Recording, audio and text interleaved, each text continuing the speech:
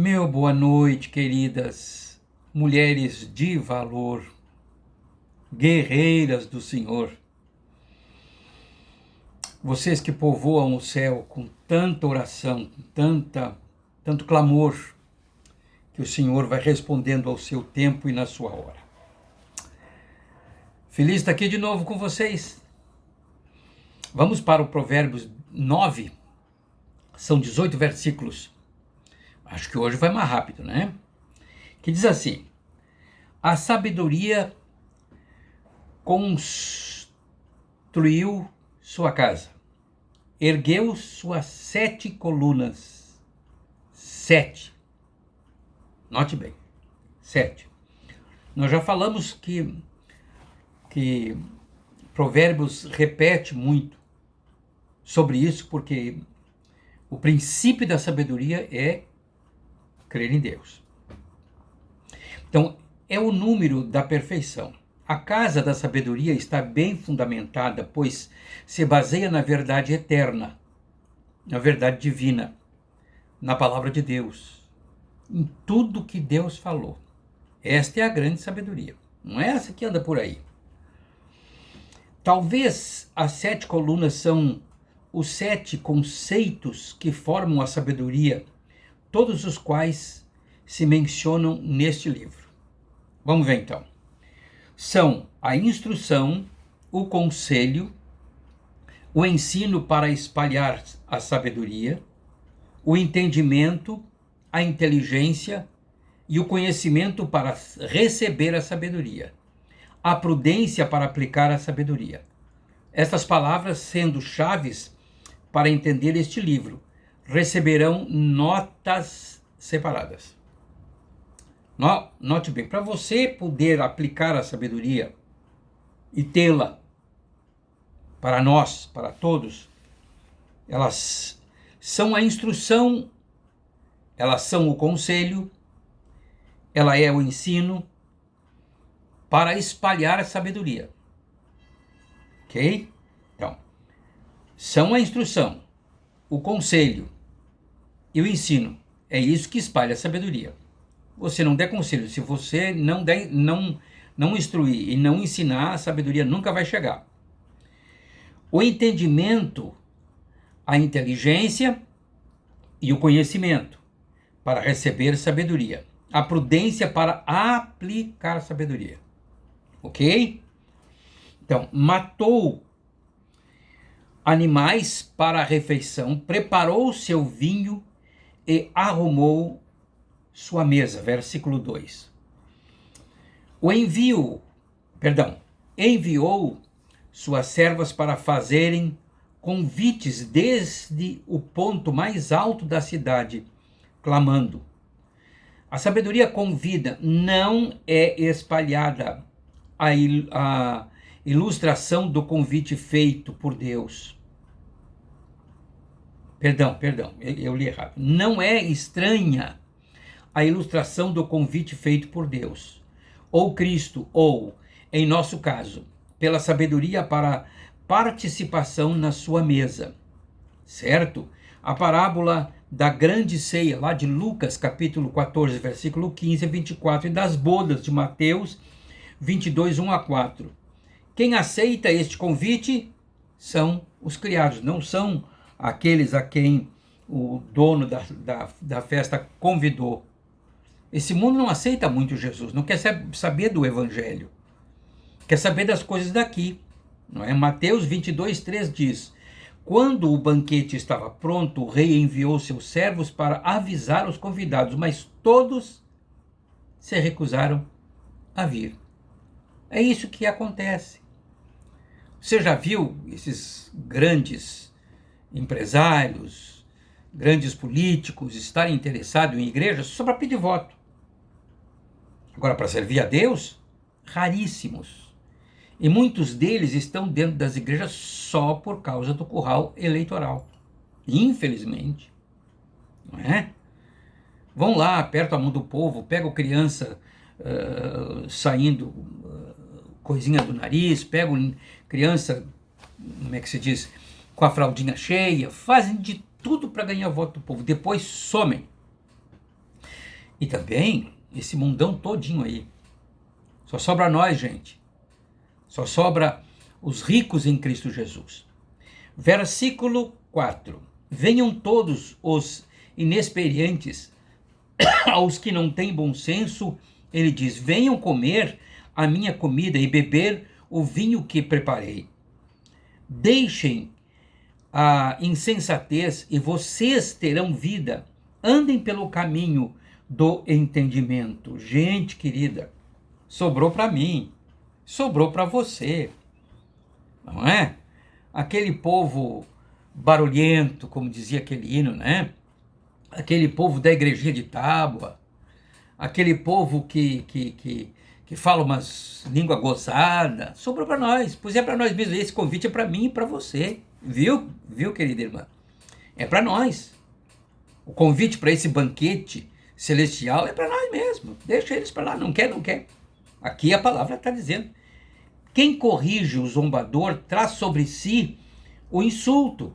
Não adianta xingar essa gente, não adianta brigar com eles, não adianta tropeçar com eles, deixa eles para lá. Não quer Jesus? Não quer Jesus. Eu quero. Eu e minha casa, disse Josué, serviremos ao Senhor. Nós estamos escolhendo o Senhor. E aos pobres ser anunciado o Evangelho. Por quê? Essa turma não quer, eles têm tudo aqui, aqui é o paraíso deles, eles vão querer o quê? Esperar a vida eterna, que eles nem sabem se vai ter? Nós sabemos. Então diz o seguinte, não repreenda o zombador, caso contrário, ele o odiará, repreenda o sábio, e ele o amará. Quem são os sábios? Aqueles que confiam no Senhor, aqueles que ouvem a sua palavra. O princípio da sabedoria é o quê? Crer no Senhor. Estes são os sábios, não são os espertos daqui, que logram, que enriquece injustamente, que passa por cima do pobre, que nunca vê aqueles necessitados. Enfim, gente, essa gente não tem nada de sabedoria, eles são espertos. Instrua o homem sábio, e ele será ainda mais sábio. Ensine o homem justo, e ele aumentará o seu saber. Aplica em gente que quer, aplica em gente que crê. Investe em gente que quer Deus, investe em gente que quer o Senhor. O insensato fica ofendido ao receber a correção, mas o sábio sempre tem desejo de aprender e de se aperfeiçoar. Quem são os sábios? Aqueles que creem em Deus. Ao que tem, se lhe dará, e ao que não tem, até o que tem lhe será tirado. Mateus 24, 14 a 30. Diz claro, cada um decide por si mesmo. Não adianta a gente querer insistir com gente, irmãos, que não quer. Com gente que acha que pode, que acha que... Né? Eu não posso viver a vida dos outros, eu posso mostrar o caminho. Jesus não pôde viver a vida de Judas. Judas andou o tempo todo com Jesus, mas Jesus não pôde viver a vida dele. Ele não quis. E acabou se perdendo, indo para o inferno. Pedro quis. Tomé quis. Os irmãos de Jesus, depois que ele ressuscitou, quiseram. Olha o que diz lá em Apocalipse 22, 11. Que o mal continue a praticar a maldade. Que o impuro continue a viver de forma justa. Que o impuro continue a ser impuro. Que o justo continue a viver de forma justa. Que o santo continue a ser santo. O negócio funciona por aí. Quer, não quer, eu vou fazer o quê, gente? Pode ser a esposa, pode ser o esposo, pode ser o filho, pode ser a filha. O máximo que eu posso fazer é orar por eles. Pode ser o parente mais próximo. Não quer. O máximo que eu posso fazer é orar por eles e continuar dizendo as verdades bíblicas. Agora, eu não posso deixar de viver por causa deles. O temor do Senhor é o princípio da sabedoria. E o conhecimento do santo é entendimento. Aqui repete o capítulo 1, versículo 7. O temor do Senhor é o princípio da sabedoria. Não temer o Senhor, burro é. Não temer o Senhor, tolo é. Não temer o Senhor, insensato é. Funciona assim. E está fechado o assunto. Pois por meu intermédio, os seus dias serão multiplicados e o tempo de sua vida se prolongará. Se você for sábio, o benefício será seu. Se for zombador, sofrerá as consequências. Quer mais clareza que isso? Precisa desenhar? Ô, gente, olha só que coisa tremenda. Versículo 13. A insensatez é pura exibição, sedução e ignorância. Sentada à porta de sua casa, no ponto mais alto da cidade, clama aos que passam por ali, seguindo o seu caminho. 16. Venham todos os inexperientes, aos que não têm bom senso. Ela diz: água roubada é doce e pão que se come escondido é saboroso. Que coisa tremenda é a insensatez, né? Vai sempre contra a maré, vai sempre contra aquilo que é certo. Olha bem, água roubada, pão comido, as ocultas, deleites proibidos apetecem a quem é insensato, a quem não busca Deus, a quem não entende a palavra. 9, 13 a 18, né? Veja bem, o convite da insensata. Esta parábola está em antítese, em contrário, não é? Com a anterior, está ao contrário da anterior. Também há convite nesta, mas para pecar. E os que aceitam esta sedução verão a morte. Essa é a grande diferença. Não tem o que fazer. Não tem o que fazer. É pegar ou largar. É receber ou não. Ou é ir para o céu ou ir para o inferno. Basicamente, no hebraico do Antigo Testamento, quer dizer a moradia dos mortos, inferno, Seol, né? Nada se indagando sobre o seu futuro eterno, já que os hebreus eram mais interessados em conhecer Deus na terra e em obedecer-lhe do que especular sobre os pormenores do além. Os hebreus, eles queriam agradar a Deus aqui na terra do que estarem muito interessados em conhecer os pormenores do além. Só quando Jesus veio pregar a mensagem da salvação eterna, que também ficou clara a doutrina do castigo eterno dos que se rebelassem contra o amor de Deus, a qual inclui claramente o partido de Satanás. João 3, 16 a 21. Olhe bem. Olhe bem, é sério. Marcos 9, 44, 45 diz o seguinte: se seu pé o leva a pecar, corte-o fora. É melhor entrar na vida eterna com apenas um pé que ser lançado no inferno com os dois pés. Lá os vermes nunca morrem e o fogo nunca se apaga. Apocalipse 20, capítulo 10 a 15. O diabo que os havia enganado foi lançado no lago de fogo, que arde com enxofre, onde já está a besta e o falso profeta. Ali serão atormentados dia e noite para todo sempre. Versículo 11, do capítulo 20 de Apocalipse. Vi um grande trono e aquele que estava sentado nele. A terra e o céu fugiram da sua presença, mas não encontraram lugar para se esconder. Vi os mortos, pequenos e grandes, em pé diante do trono de Deus, e foram abertos os livros, incluindo o livro da vida. Os mortos foram julgados segundo o que haviam feito, conforme o que estava registrado nos livros. O mar entregou seus mortos, e a morte e o mundo dos mortos também entregaram seus mortos. E todos foram julgados de acordo com seus atos. Então a morte e o mundo dos mortos foram lançados no lago de fogo. Esse lago de fogo é a segunda morte.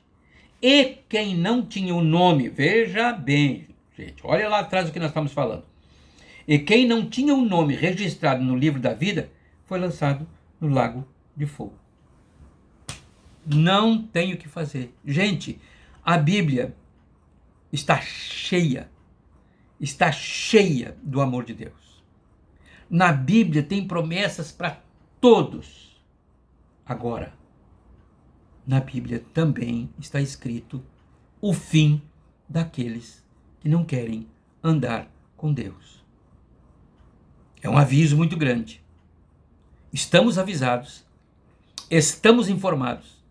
Quando eu disse para vocês no primeiro capítulo de Provérbios que era uma riqueza a gente poder estudar Provérbios, tá vendo?